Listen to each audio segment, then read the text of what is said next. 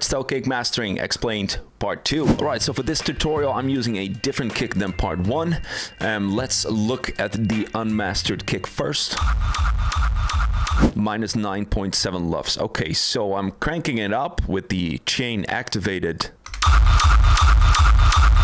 all the way to minus 3.4 lufs, which is, I would say, the sweet spot. Around minus 3 lufs, you want your kick to be loud, but you don't want to sacrifice too much low end. So I think minus 3, around minus 3.5, you have the low end and you have the volume output. So I think that's a good sweet spot. And with that information in mind, let's dive into the FX chain. All right, so the first thing what I do is I put a multi-band compression on mostly the low end to control the peaks of the low end a little bit. After that, I do some corrections in the EQ. I remove the low end. Everything under 20 hertz is being cut off with a brick wall with a linear phase because the rumble under a 20 hertz, you don't need it, you don't hear it, you don't feel it, so get rid of it.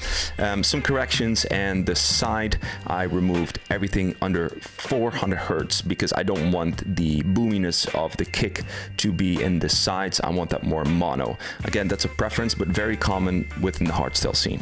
After that, some more corrections. Over here you see a 300 hertz dip cut that separates the tail from the punch. Usually there's a lot of rumble going on, and the way you can check that is by soloing it, and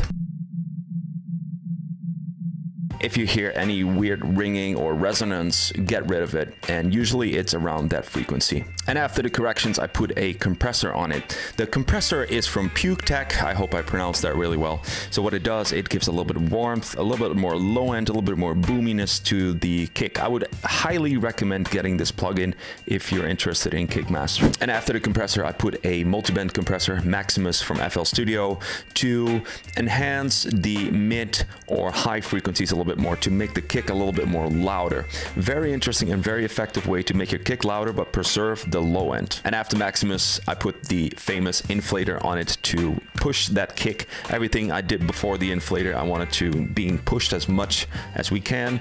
You can determine how loud you want it to be, but be aware that inflator does distort your kick because it is a hard clipper. It will distort your kick and it will mess up your low end if you do it too much, so be careful with that. And to wrap it up, I put a Uline loudness meter on it. You can do it on the master chain too. In this case, I used it on the FX chain, and then a span to see if what I did was correct, and maybe I have to do some more corrections. I just wanted to be as flat as possible, not any crazy peaks, and then a limiter to make sure that whatever I did is not going to surpass the 0.0 dB. So as you can see, it can be a little bit overwhelming, but don't worry about it. I've launched the advanced music production course, especially for people like you that are struggling with kick mastering. So this tutorial, I summarized it in TikTok under 3 minutes, I hope.